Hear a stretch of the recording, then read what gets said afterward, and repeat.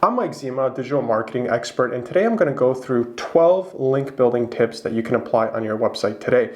Number one is try reverse guest posting. Put a page on your site where you're requesting authors to contribute information within your industry and shortlist the most qualified authors. Not only is this a good method to build relationships with peers in your industry, but it also can provide you with a funnel that can give you high quality content for your website that may help it boost in SEO. So keep that in mind.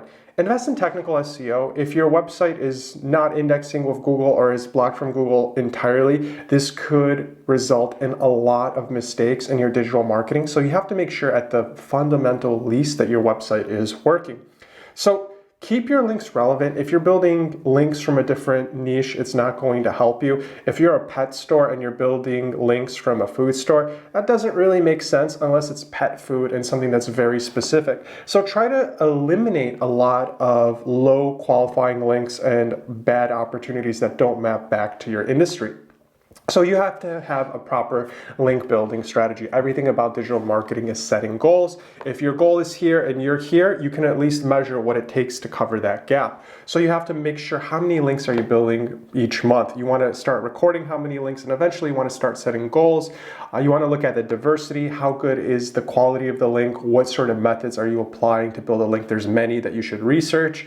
And also looking at the quality of the link is very important. If the quality of the link increases and you're getting high quality links versus low quality links, then you should start evaluating your strategy. And this one's really important. Contact and build relationships with marketing and SEO agencies. For instance, if you're a SaaS company that has great data within your industry and you partner up with a SaaS marketing agency that's actually looking to enrich their content for their readers by using your data and giving you that credit, this is a win not only for your SEO, but also in relationship building. And who knows, you might actually work with that agency one day. You also have to do your own research. Everything about SEO is set it, forget it, give it to some other guy to do it. That's not the case. You want to make sure you're doing proper research and you're looking at the opportunities you want to link to. You have to look at the opportunities of the keywords. And you also have to look at the time opportunity, because SEO is not easy and it takes a lot of time. So you want to use your warm relationships. This is a favorite one for my clients is you have to try to think who in your network has a website that's really big online and does something, because that's the first link. You have to look at it as a handshake. In the business world, offline, you're shaking people's hands and you're making those relationships. But online, those backlinks are those digital handshakes. You can also automate some of your outreach. This is a least favorite tactic of mine. There's been some studies that say that depending on how many emails you send versus manual or automated, you can get similar results. I personally don't like the automated approach unless it's within your own sphere of customers and you want to give them a major update right away. But if you're automating the outreach, you really don't know who's getting the message. You don't know if the quality of the message you're sending makes sense. And sending 100 emails versus sending 10 tailored emails might be just as impactful. So you actually have to look at the reward and the time reward. It is very time intensive, but if you're very focused on your outreach, you can do it. But if you want to go the automated route, I'd recommend experimenting with it, but it's not going to give you a great ROI. You want to test the waters before pitching your guest post.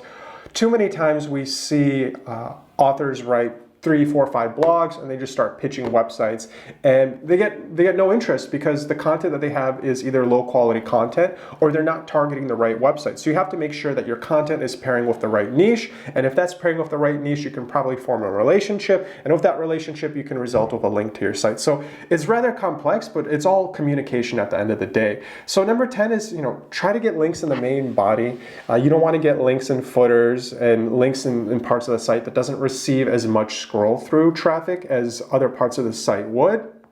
And try Authority Sculpting. This one's interesting. Just go into your Google Analytics and see which one of your blog posts is doing really well. For this to work, you have to have some authority for your content, and you want to start linking out to different articles that you want to either share in the conversation. If you're talking about pets, this article could talk about pet toys, and you want to link to other articles that need more love from Google, because this way it's good user experience to interlink on your website, and it also creates more interlinking opportunities on your site because the content should be connected. If you're creating content that's not connected, it can look rather confusing, so you want to have some sort of cohesion in your communication.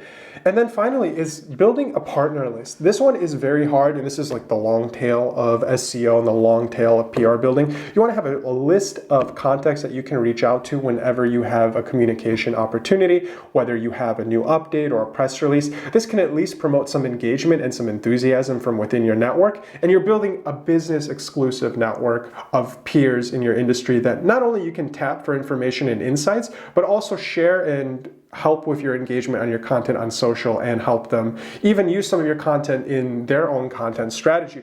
A lot of the times when you're building out a network of influencers in your industry, you also want to give them a lot of value. So this is a good time to offer them special audits, offering them special barter approaches. You can give them some sort of services in exchange for a marketing tactic that you want to achieve with them. There's a lot of different ways you can build these relationships, and that's entirely up to you. So these are 12 tips to building links and how to make it happen.